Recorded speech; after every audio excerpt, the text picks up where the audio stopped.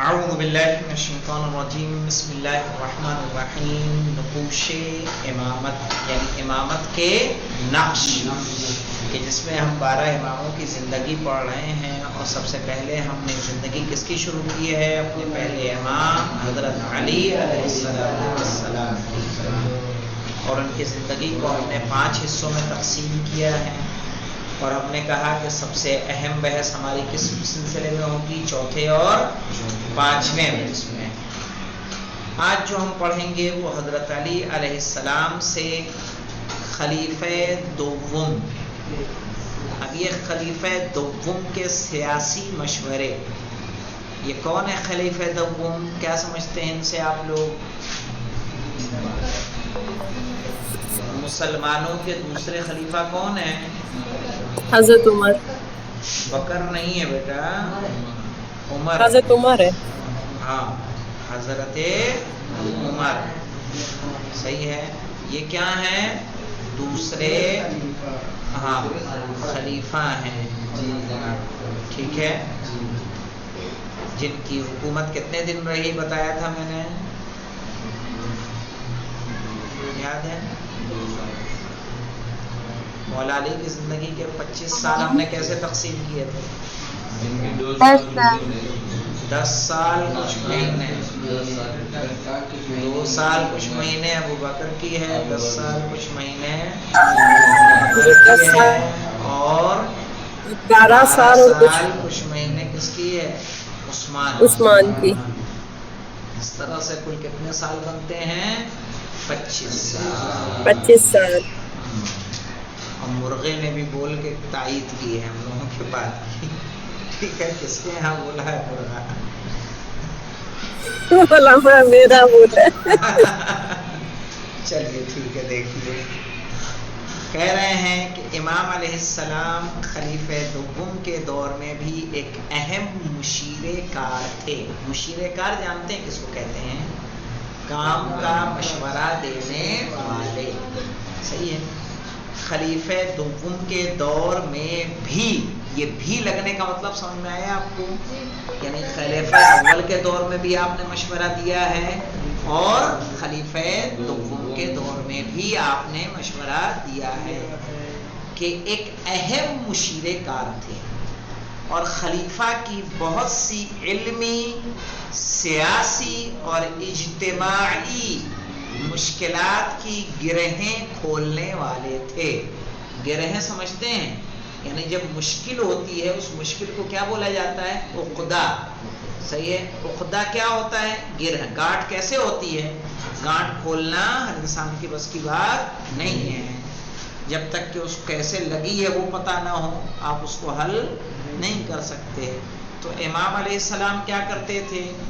اگر کہیں علمی مشکل ہوتی تھی اس کا بھی حل امام دیتے تھے، سیاسی کوئی مشکل ہوتی تھی امام اس کے بارے میں بھی مشورہ دیتے تھے، اجتماعی مشکلات یعنی سماجی مشکلات، ٹھیک ہے، جس کا لوگوں سے رابطہ ہوتا تھا، واسطہ ہوتا تھا، اس میں بھی دقت ہوتی تھی، تو امام علیہ السلام کے مشورے پر ہی خلیفہ دوم عمل انجام دیتے تھے۔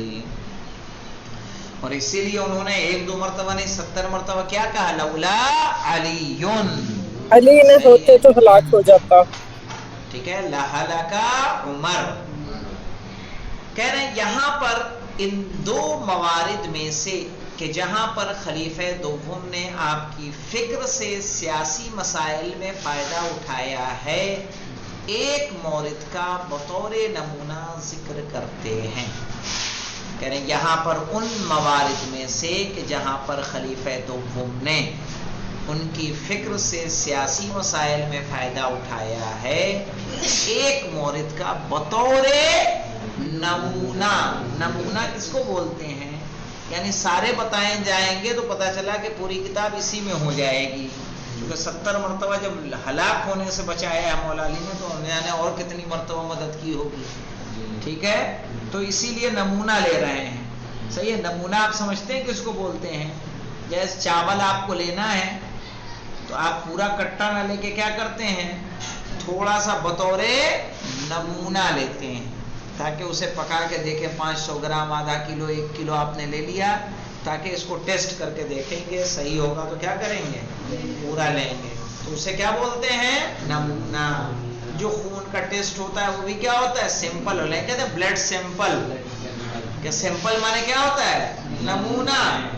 وہ آپ کا کیا پورا خون نکال کے تھوڑے چیک کرے گا وہ خون کا کچھ حصہ نکال کے بتا دیتا ہے کہ آپ کے جسم میں موجود خون میں کیا مشکلات ہیں، کس طرح کی بیماریاں ہیں. تو کیا لیا جاتا ہے؟ نمونہ لیا جاتا ہے.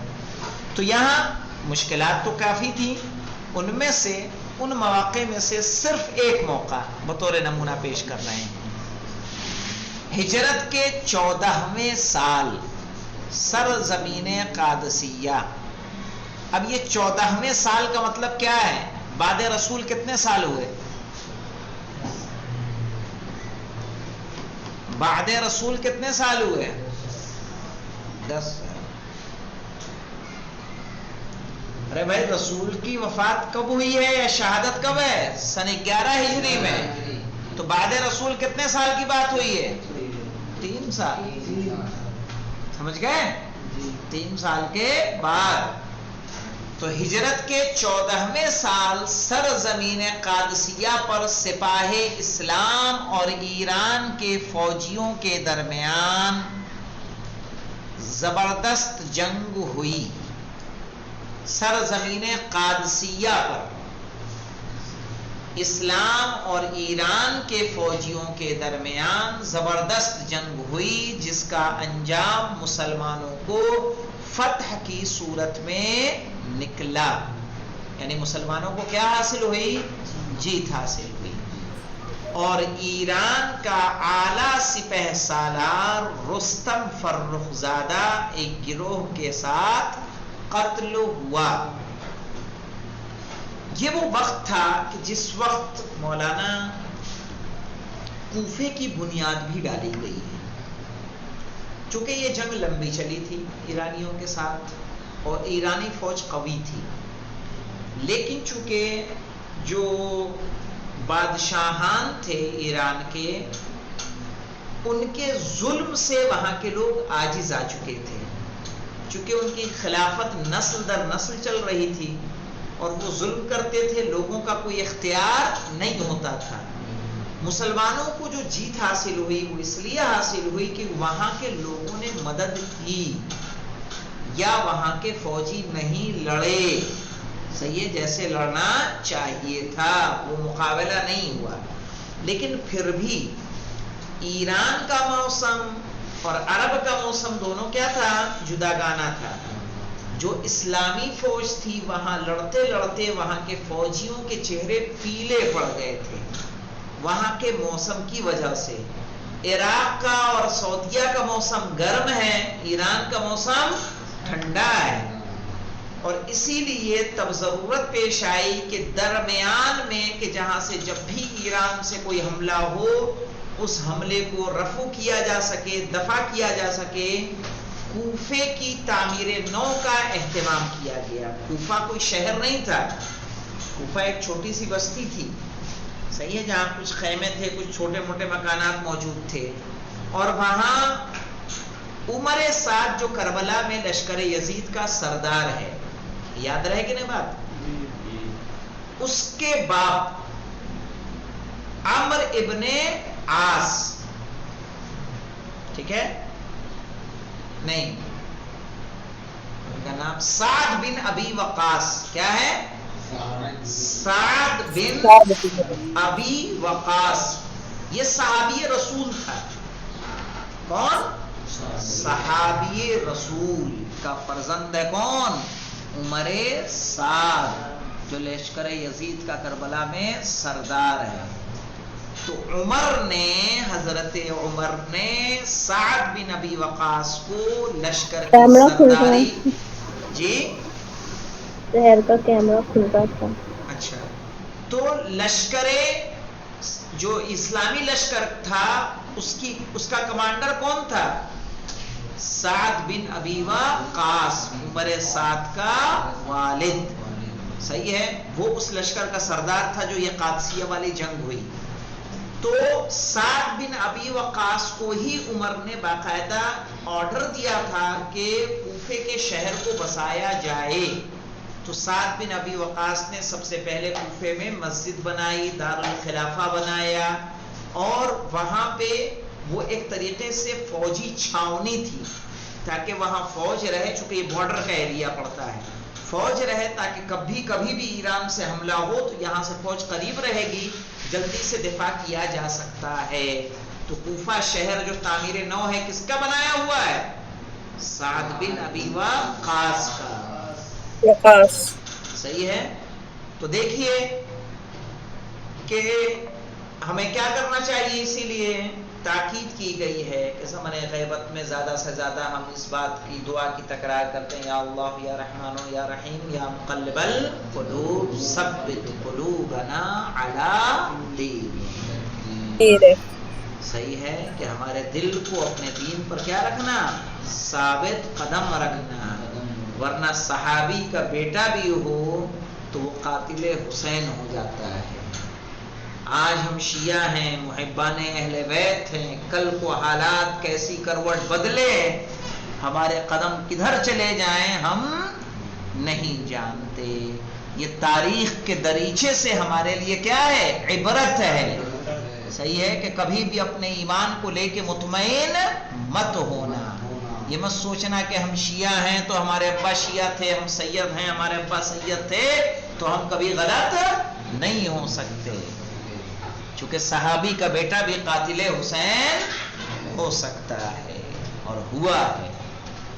صحیح ہے، ایسا نہیں ہے کہ وہ امام حسین کو نہیں جانتا تھا، امام حسین کی عظمت سے واقف تھا، امام حسین علیہ السلام کے بارے میں چونکہ تابعی تھا۔ تابعی جانتے ہیں کس کو کہتے ہیں؟ تابعی جانتے ہیں؟ تابعی جس نے صحابی کو دیکھا، صحابی کہتے ہیں جس نے رسول کو دیکھا، تو صحابی رسول جس نے رسول کو نہیں دیکھا لیکن ان صحابیوں کے ساتھ رہا ہے کہ جنہوں نے رسول کے ساتھ زندگی گزاری ہے، اس کو تابعی کہتے ہیں۔ صحیح ہے، تو یہ عمر سعد صحابی تو نہیں تھا لیکن تابعی ضرور تھا۔ کیا تھا؟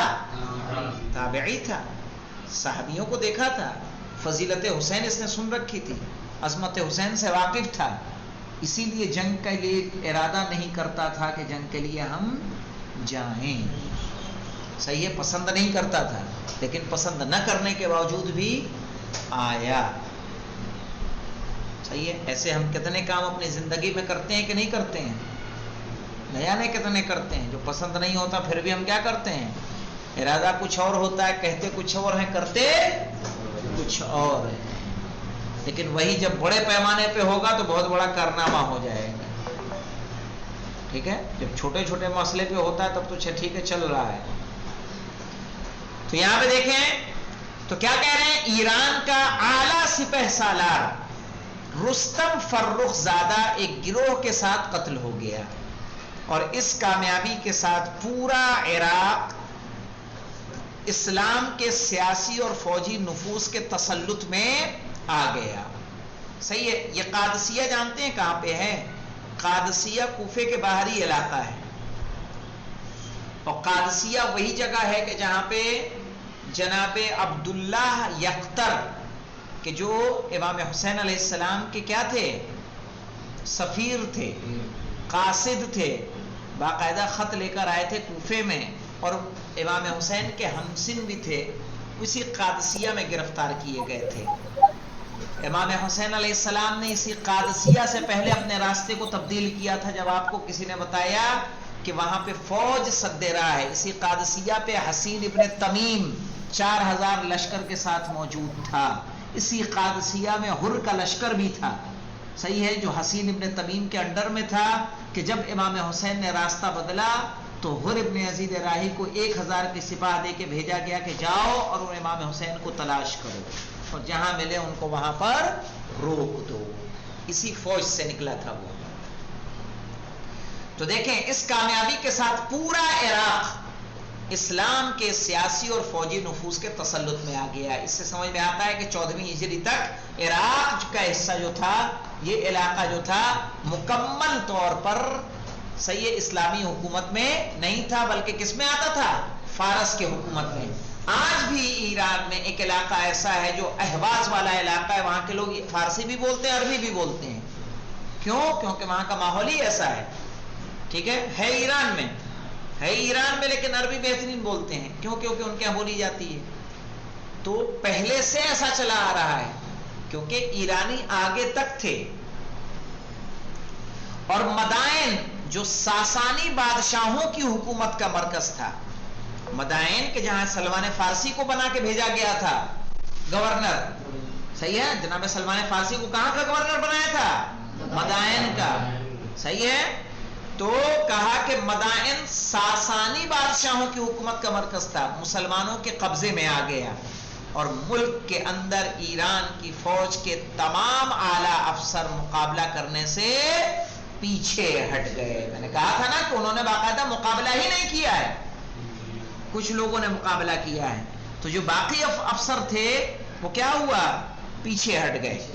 ایران کی فوج کے سرداروں اور صلاح کاروں کو اس بات کا خوف تھا کہ اسلام کی فوج آہستہ آہستہ آگے بڑھے گی اور پورے ملک کو اپنے قبضے میں کر لے گی. صحیح ہے، دھیرے دھیرے آگے بڑھے گی اور پورے ملک کو اپنے قبضے میں کر لے گی. اس خطرناک حملے سے مقابلے کرنے کی غرض سے ایران کے بادشاہ یزدجرد نے 1.5 لاکھ سپاہیوں کی ایک فوج کو فیروزان کی سپہ سالاری میں مرتب کی تاکہ کسی اچانک حملے کا مقابلہ کر سکے، یہاں تک کہ حالات کے سازگار ہونے کی صورت میں حملہ بھی کر دے. 1.5 لاکھ کی فوج، صحیح ہے. اور اسی جنگ میں جناب شہربانو آئی ہیں کہاں؟ قید ہو کے مدینے. اسی جنگ میں قیدی بنا کے لائی گئی ہیں، اور مولائے کائنات کے مشورے کے بعد، کیونکہ یہ شہزادیاں ہیں، انہیں قیدی نہیں بنایا جا سکتا، بلکہ ان کو ان کی مرضی پہ چھوڑ دیا جائے کہ یہ جس سے نکاح کرنا چاہیں وہ نکاح کر لیں. اور جناب شہربانو نے جناب امام حسین علیہ السلام کا انتخاب کیا اور ان سے آپ کا عقد کر دیا گیا. اس جنگ کے بعد کی بات ہے. دیکھیے مولانا، سعد وقاص، یعنی سعد بن وقاص ہے، یہ کیا ہے؟ سعد بن وقاص نے جو اسلام، اسی لیے سعد بن وقاص ہم کیا کہتے ہیں اس کو، جو لشکر ہے، لشکر کا سردار ہے یزید کا کربلا میں، عمر سعد، یعنی عمر ابن سعد، اسی سعد کا بیٹا عمر. سمجھ گئے؟ پیسر سعد بولتے ہیں کہ نہیں ہم لوگ؟ جی اسی سعد بن وقاص کا بیٹا ہے، یہ صحابی رسول ہیں. ہاں، کہہ رہے ہیں کہ دیکھیں جب انہوں نے مشورہ کیا تو طلحہ نے کھڑے ہو کر خلیفہ کو اس کام کی ترغیب دلائی، اور ایسی باتیں کہیں جس سے لگتا تھا یہ کیا کر رہے ہیں؟ چاپلوسی کر رہے ہیں. اور اس کے بعد حضرت عثمان کھڑے ہوئے اور انہوں نے بھی خلیفہ کو کہا کہ نہیں، بالکل مدینے سے جائیے اور جا کے کیا کریے، وہاں پہ پڑاؤ ڈال دیجئے، بلکہ اتنا ہی مت کریے. ایک اور مشورہ دے دیا کہ شام کی اور یمن کی فوجوں کو بھی بلا لیجئے تاکہ ان سب کو ساتھ لے کے آپ حملہ کریں. اسی وقت امیر المومنین کھڑے ہوئے اور فرمایا اس امر، یعنی اسلام کی کامیابی اور شکست کا طاقت کی، بہتات اور تعداد کی کمی سے تعلق نہیں ہے. کہہ رہے ہیں اسلامی لشکر جیتے گا یا ہارے گا اس میں تعداد کا دخل نہیں ہے، یہ خدا کا دین ہے، اس نے اسے کامیابی عطا کی اور اس کی فوج ہے کہ خود اس نے اس کو تیار کیا ہے. یعنی اللہ کا دین ہے تو اللہ ہی اس کو کامیابی عطا کرے گا. اور یہ فوج، صحیح ہے، ہماری فوج نہیں ہے بلکہ کس کی فوج ہے؟ اللہ کی. تو اس کی کیا کرے گا؟ اور اس کی مدد کی، یہاں تک کہ اسے جس منزل تک پہنچنا تھا پہنچ گیا، اور جس جگہ پر طلوع کرنا تھا طلوع کیا. بھائی جنگ بدر میں کون مدد کرنے والا تھا؟ اللہ نے مدد کی کہ نہیں کہ مسلمانی لشکروں کی؟ جی صحیح. اور اسلام کو جگہ جگہ پہنچایا کہ نہیں پہنچایا؟ جو صرف اور صرف مکے میں ظاہر ہوا، مکے میں دفن ہو جانا چاہیے تھا، لیکن مکے سے نکل کر مدینے آیا، مدینے سے نکل کر الگ الگ قبائل میں پھیلا، الگ الگ علاقوں میں پھیلا. کہا اور جس جگہ پر طلوع کرنا تھا طلوع کیا. پروردگار کی جانب سے ہمیں کامیابی کا قول دیا گیا ہے، اللہ نے یہ وعدہ کیا ہے کہ ہم کامیاب ہوں گے. اور ہم جانتے ہیں کہ پروردگار اپنے وعدے کو عملی جامہ پہنائے گا، یعنی ہمیں کامیاب کرے گا اور اپنی فوج کی مدد کرے گا۔ اب ایسے میں کیا کرنا چاہیے؟ کا حکمراں کی حیثیت لہروں کی ڈور کی مانند ہے جو ان کو جمع کیے ہوئے ہوتی ہے۔ آپ خلیفہ ہیں، خلیفہ کیسا ہوتا ہے؟ جیسے ایک ڈور ہوتی ہے کہ جو تمام چیزوں کو کیا کر کے رکھتی ہے؟ جمع کر کے رکھتی ہے اور ایک دوسرے سے جوڑتی ہے۔ اگر ایک دوسرے سے ارتباط ٹوٹ جائے تو لہریں کیا ہوں گی؟ بکھر جائیں گی اور پھر ہرگز انہیں جمع نہیں کیا جا سکتا اور نہ دوبارہ عصر نو انہیں منظم کیا جا سکتا ہے۔ آج اگرچہ عرب تعداد کے لحاظ سے تھوڑے ہیں لیکن اسلام کی طاقت کے لحاظ سے بہت ہیں اور اپنے اجتماع، اتحاد اور ہم آہنگی کے زیر سایہ معزز بھی ہیں اور طاقتور بھی ہیں۔ کیوں؟ کیونکہ سب کیا ہیں؟ ایک ہیں۔ اس بنا پر آپ چکی کی کھوٹی کی طرح ہو۔ کیا کہا ان کو خلیفہ کو؟ چکی کی کھوٹی۔ صحیح ہے، چکی کی کھوٹی کیا کرتی ہے؟ آٹا پیسنے والی چکی دیکھی ہے کہ وہ پورے پارٹ کو کیا کیے رہتی ہے؟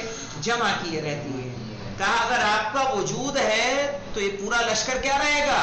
صحیح و سالم رہے گا۔ اگر وہ چکی کی بیچ کی کیلی نکال دی جائے اور پھر اگر پہیا اس کو گھمایا جائے گا تو کیا ہوگا؟ نکل کے باہر ہو جائے گا کہ نہیں ہو جائے گا؟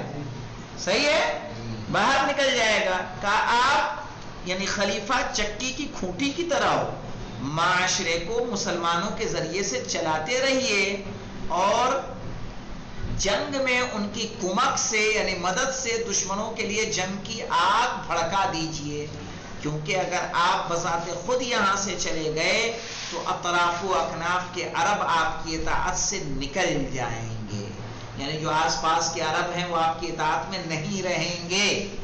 اور اس وقت آپ جس کو چھوڑ کر جا رہے ہیں، صحیح ہے، اور اس وقت آپ جس کو چھوڑ کر جا رہے ہیں اسے آگے رکھیے۔ اگر کل عجمیوں کی نگاہ آپ پر پڑے گی تو وہ کہیں گے کہ یہی عرب کی جڑ بنیاد ہے، اگر اس درخت کی جڑ کو کاٹ دو تو پھر چین ہی چین ہے۔ یعنی اگر آپ میدان میں گئے تو کہیں گے یہی مین آدمی ہے۔ صحیح ہے۔ کیا ہوا تھا جنگ جمل میں؟ کیا ہوا تھا معلوم ہے؟ جنگ جمل میں ہوا تھا کہ حضرت عائشہ اونٹنی پہ سوار تھی اور اس جنگ چل رہی تھی، کوئی نتیجہ برآمد نہیں ہو رہا تھا۔ کچھ لوگ جو ہے ان کی حفاظت کے لیے اونٹنی کے ارد گرد موجود تھے جو مستقل جنگ کر رہے تھے۔ مولانا نے کہا اس اونٹنی کے پیر ہی کاٹ دو۔ پیر کاٹ دیے گئے، سب کے ہمت کیا ہو گئی؟ پست ہو گئی۔ تو کہا اگر مسلمانی لشکروں کو ہمت کس سے ملے گی؟ اپنے خلیفہ سے۔ کہا عجمیوں کو پتا ہے، یعنی ایرانیوں کو پتا ہے کہ یہی ان کا کیا ہے؟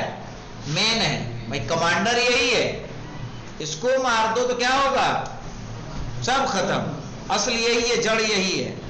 تو کہا پھر چین ہی چین ہے، اور کہا یہ ان کی یہی فکر آپ سے لڑنے میں انہیں آپ کا صفایا کر دینے کی حریص بنا دے گی۔ صحیح ہے، وہ چاہیں گے کہ آپ لڑیں اور وہ آپ کی جان کے کیا ہو جائیں گے؟ دشمن۔ حریص بنا دے گی یعنی کیا مطلب ہے؟ لالچی بنا دے گی۔ وہ آپ کو دیکھتے ہی چاہیں گے کہ اسی کو کیا کر دو۔ بھائی طالوت و جالوت کا جب مقابلہ ہوا ہے تو جناب طالوت نے کیا کیا ہے جانتے ہیں؟ پورا لشکر تھا اور جالوت ایک جو ہے بہت پہلوان انسان تھا۔ تو جناب طالوت نے کیا کیا؟ ایک گلیل سی بنائی اور ایک پتھر کھینچ کے مارا۔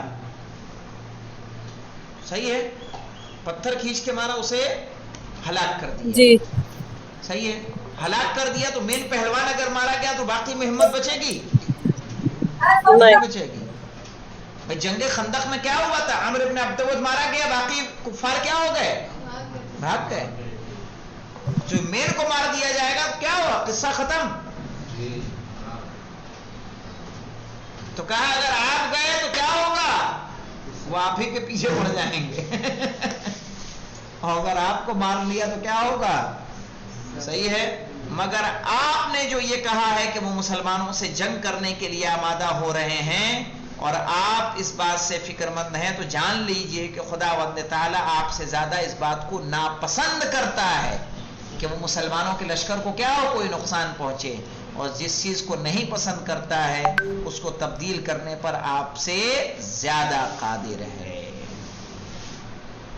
صحیح ہے. لیکن جو آپ نے دشمنوں کے سپاہیوں کی کثرت کی طرف اشارہ کیا ہے تو جان لیجئے کہ ہم گزشتہ دنوں میں مختلف جنگوں میں افراد کی تعداد پر بھروسہ نہیں کرتے تھے، بلکہ خداوند متعال کی مدد اور اس کی نصرت پر حساب کرتے تھے اور کامیاب بھی ہوتے تھے.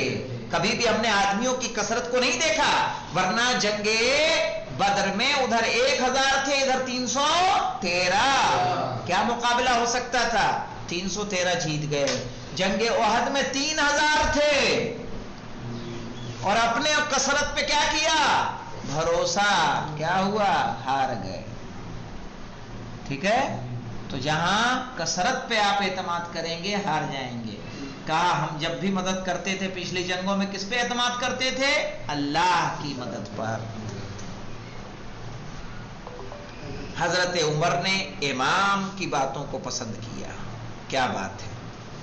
طلحہ کی بات پسند نہیں آئی، حضرت عثمان کی بات پسند نہیں آئی، بلکہ کس کی پسند آئی؟ مولائے کائنات کی. اور جانے کے ارادے سے کیا رہے؟ باز رہے. یعنی انہیں یہ بات سمجھ میں آ گئی، گئے تو کیا ہوگا؟ اپنا ہی کام تمام ہو جائے گا. چونکہ امام اس قسم کی تمام مشکلات کو حل کرتے تھے، لہذا حضرت عمر کا کہنا تھا کہ خدا سے پناہ مانگتا ہوں اس بات سے کہ کوئی مشکل پیش آئے اور ابو الحسن یعنی مولا کائنات اس کو حل کرنے کے لیے موجود نہ ہوں. یعنی وہ کہا کرتے تھے اللہ مجھے اس ٹائم کے لیے باقی مت رکھنا کہ جب کوئی مشکل آئے اور علی اس کو حل کرنے کے لیے موجود نہ ہوں. آج ہم یا علی مدد کہتے ہیں تو پھر پیٹ میں درد کیوں ہوتا ہے؟ اس لیے کہ گزشتوں نے بھی کیا کیا ہے؟ یا علی مدد کہا ہے. اس کا کیا مطلب ہے؟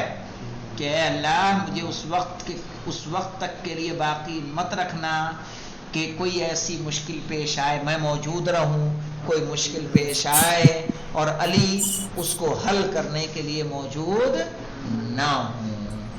صحیح ہے. آغا اس لیے پیٹ میں درد ہو رہا ہے کہ انہوں نے زبان سے کہا نہیں یا علی مدد.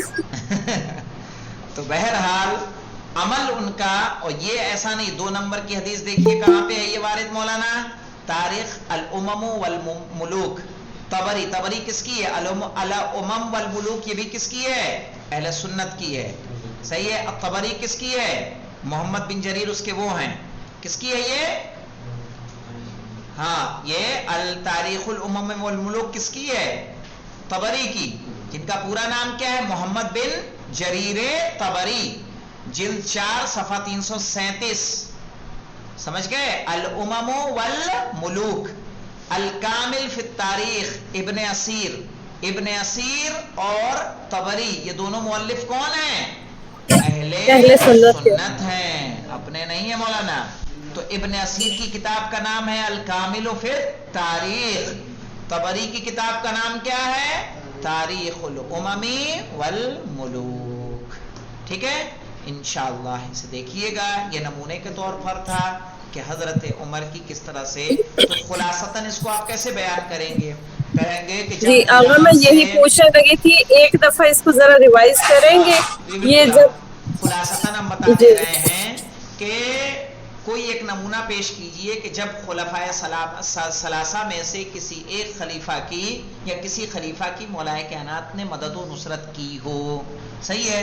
تو آپ کیا کہیں گے کہ ایک مرتبہ جب ایران سے جنگ ہو رہی تھی اور ایران کا بادشاہ یزدجرد تھا جس نے مقابلہ کرنے کے لیے 1.5 لاکھ کی فوج آمادہ کر لی اور وہ چاہتا تھا کہ مسلمانی لشکر پہ کیا کرے؟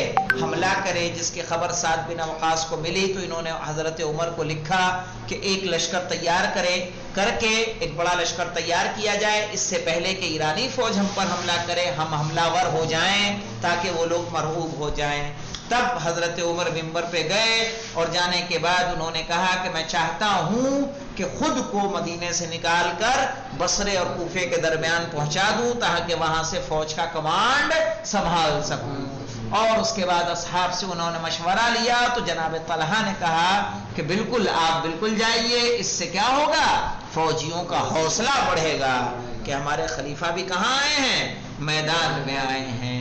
اور اس کے بعد جناب عثمان کھڑے ہوئے اور انہوں نے بھی اس بات کی تائید کی کہ وہ بھی لشکر کی مدد کے لیے جائیں، اور بلکہ یہی نہیں کہا جائیں، کہا یمن اور شام سے بھی لکھ دیں کہ ایک بڑا لشکر آ جائے۔ لیکن اس کے بعد مولا کائنات نے کہا نہیں، آپ خلیفہ کی مثال کیسے ہے، ایک چکی کی کیل کی طرح ہے جو سب کو جمع رکھتی ہے۔ کہا اگر آپ میدان میں جائیں گے تو عجمی، چونکہ آپ اساس ہیں، آپ بنیاد ہیں، آپ نے لوگوں کو جمع کر رکھا ہے، صحیح ہے، تو کیا کریے، اگر آپ میدان میں جائیں گے تو کیا ہوگا، ایرانی آپ کے قتل کرنے کے پیچھے پڑ جائیں گے کہ یہ جڑ ہے، اگر اسے ختم کر دیا جائے تو مسلمان بکھر جائیں گے۔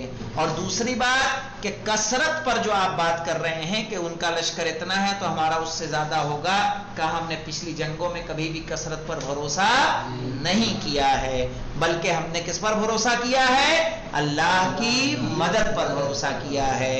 تو جب یہ کہا تو انہوں نے سب کی رائے کو مسترد کرتے ہوئے مولا کائنات کی رائے پر عمل کیا اور جنگ میں جانے سے باز رہے، اور یہاں تک فرمایا کہ خداوند عالم مجھے اس وقت تک باقی مت رکھنا کہ جب کوئی مشکل پیش آئے اور علی اس کو حل کرنے کے لیے موجود نہ ہو۔ والحمدللہ رب العالمین۔